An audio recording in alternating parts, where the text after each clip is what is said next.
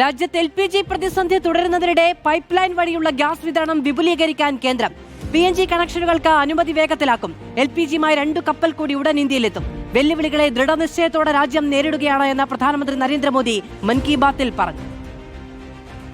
രാജ്യത്ത് ഇന്ധന പ്രതിസന്ധി ഇല്ലെന്ന് കേന്ദ്ര സർക്കാർ ആവർത്തിക്കുമ്പോഴും ഗ്യാസ് ഏജൻസികൾക്ക് മുന്നിൽ നീണ്ട ക്യൂ തുടരുകയാണ്.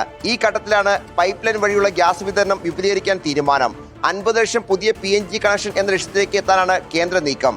ഉപഭോക്താക്കൾ LPGയിൽ നിന്ന് PNGയിലേക്ക് മാറാൻ കൂടുതൽ പ്രോത്സാഹനം നൽകാൻ സംസ്ഥാനങ്ങൾക്ക് നിർദ്ദേശം നൽകി. LPG പ്രതിസന്ധിക്ക് ആശ്വാസമായി BWTYR, BWL എന്നീ LPG ടാങ്കറുകൾ ഉടൻ ഇന്ത്യൻ തീരം തൊടും. നീണ്ട നയതന്ത്ര ചർച്ചകൾക്ക് ഒടുവിലാണ് ഇന്ത്യൻ കപ്പലുകൾക്ക് ഹോർമോസ് കടക്കാൻ അനുമതി ലഭിച്ചത്. ഇന്ധന പ്രതിസന്ധി മറികടക്കാൻ ഇന്ത്യക്ക് ആഗോള ബന്ധങ്ങളും വിവിധ രാജ്യങ്ങളിൽ നിന്നുള്ള സഹായവുമുണ്ടെന്ന് പ്രധാനമന്ത്രി നരേന്ദ്രമോദി മൻ കി ബാത്തിൽ പറഞ്ഞു. പശ്ചിമേഷ്യൻ സംഘർഷം രാജ്യത്ത് ഉണ്ടാക്കുന്ന പ്രതിസന്ധി മറികടക്കാൻ ദീർഘകാലാടിസ്ഥാനത്തിൽ തന്ത്രങ്ങൾ ആവിഷ്കരിക്കണമെന്ന് രാജ്നാഥ് സിംഗ് അധ്യക്ഷനായ അന്തർ മന്ത്രാലയ സമിതി വിലയിരുത്തി. റിപ്പോർട്ടർ, ദില്ലി.